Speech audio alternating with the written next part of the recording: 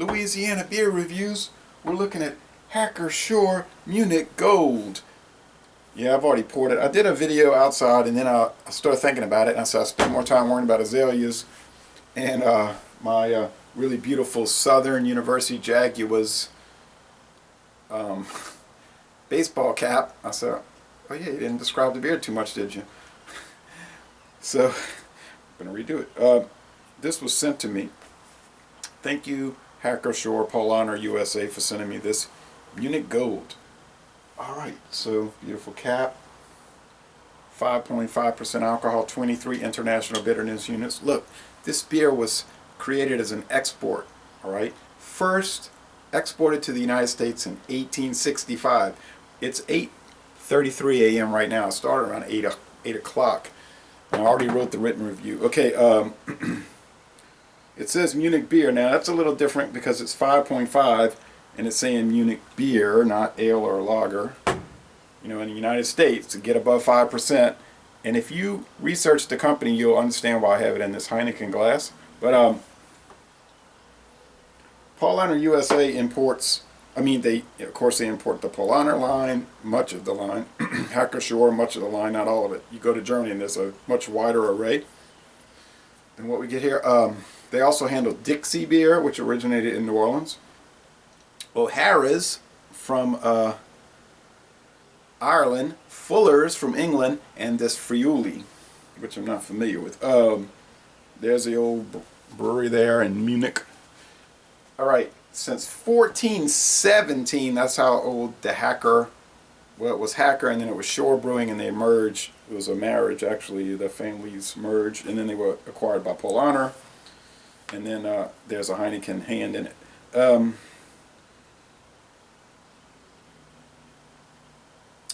Alright. It's not a Munich style, it's actually from Munich. 1417. That's in the days of the Heiliges Römische Reich, the Holy Roman Empire of the German nation. The First Reich. Munich at the time was still, of course, today. That's the area of Bavaria. Like a principality or a dukedom, right? But anyway, in 1815, following the fall of the Napoleonic French, when they reconstituted the empire as the German Confederation, Bavaria was elevated to a kingdom, and it remained a kingdom until the fall of the Second Reich, the Hohenzollern, Germany, in 1918. Okay, but anyway, and now it's a German state, the Republic, right? Established 1918. But anyway, they also sent me this 7.9%.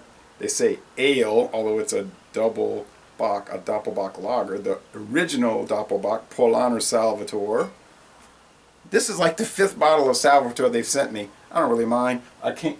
They can keep sending it, and frankly, I'll keep drinking it. I got home yesterday, and I came back home around 2 o'clock yesterday, 2:15, and I see this box on my porch, on the steps. I said, "What is this?"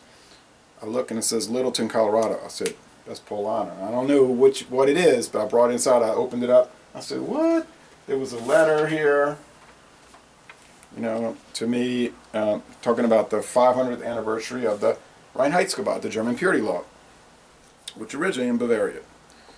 15, 16, and 2016, April 23rd is the 500th anniversary. And it's all, this brochure is all about, you know, if you want to eat safe food, you know, eat clean, drink clean, no GMOs, no corn syrup and all of that, no adjuncts, no fish splatter, no artificial sugar, no seaweed extract, and all that. We only use the finest original ingredients, which is water, barley malt, hops, and of course yeast. And then later in 1906 they amended the law to add malted wheat.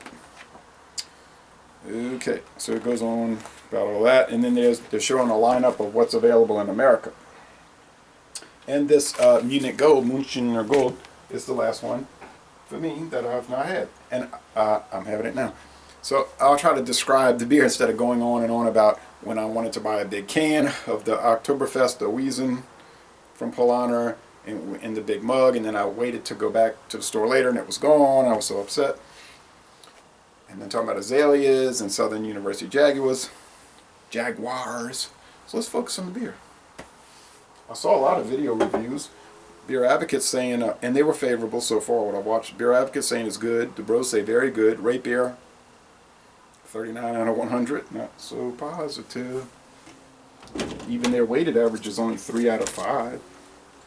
They say they use, great water, their own proprietary yeast strain, 2-row summer barley, Bavarian summer barley, which is Martha, Grace, and Catamaran. Never heard of that. Hallertau Tradition and Hallertau Hercules hops. And I mean, this thing is not an etched glass, but there are just bubbles streaming everywhere in this gold. I mean, it's called gold and it looks gold. All right. It won a gold medal in 1876 at the World's Fair in Philadelphia, the World's International Exposition. All right. This is only 11.2 ounce bottle. I saw some of the big, bottles. I guess 16.9 ounce. Some of the videos hadn't seen that flip top. It's mild. I mean, it's mellow. 5.5, same as Bud Ice, but it's mellow. It has enough IBUs to give it some balance, but I mean, it's just super mellow. It's a little honey malt. They're saying on the website that let's look up here. I'm in the office. They're saying a nice lacy head. Yeah, there's no doubt about that. And then it's saying pralines, clay, and delicate grain cereal aromas. Follow through on a smooth, subtle entry to a dry medium body, Nectarine and golden raisin. Okay, clay, pralines. Pralines is made with brown sugar and pecans, so maybe. Clay, I don't know. Nectarine, golden raisin. I maybe can go along with the golden raisin, but these people that do these tastings, they're like trained in all these different aroma notes. I think maybe proper hops back in his day before he went defunct, then came back and didn't come back and stayed defunct more or less. But he could come up with way more descriptors than that. Yeah, there's fruitiness there. So maybe the golden raisin does make sense. It's just like a wonderful morning aroma, or afternoon aroma, or evening aroma, or nighttime aroma, or anytime aroma. It's not 6 a.m. I need to do that. I need to do that 6 a.m. review. I just keep putting it off because I never feel like it. I never feel like it, my friends.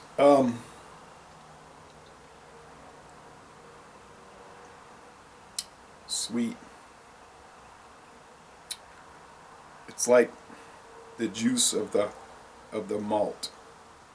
Like gluten is sort of like the juice of the wheat. This has that. And remember, it's Stormland over there in Canada. He's defunct now too, but he would always say, "I don't like the taste of barley. It gives me the shivers." And I was like, "Why are you drinking beer?" I could never get over that. Chris Graham, but he disappeared. I ought to do a video on all the retrospective 10 years of beer reviewing, and who's around still and who's, split with the program.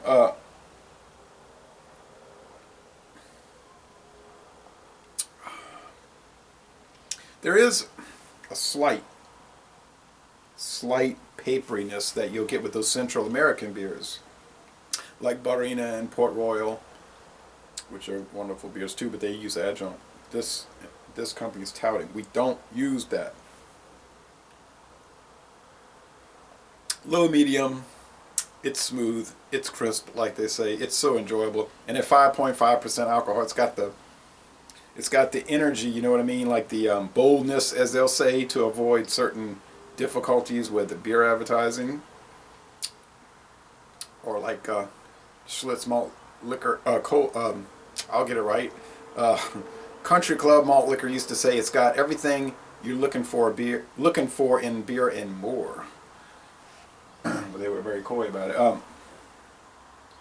That extra something. It has that extra something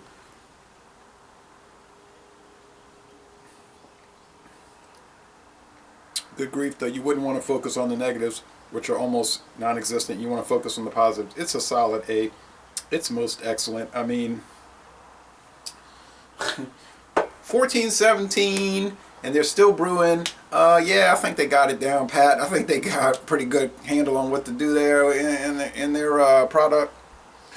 I want to thank Paulaner for sending me all this stuff. I mean, it just keeps coming in. I'm on their pipeline or whatever. They also sent me this mug, this clay mug, 500 years Bavarian purity law, Paulaner. Now you might say they buying you off. Yeah, but oh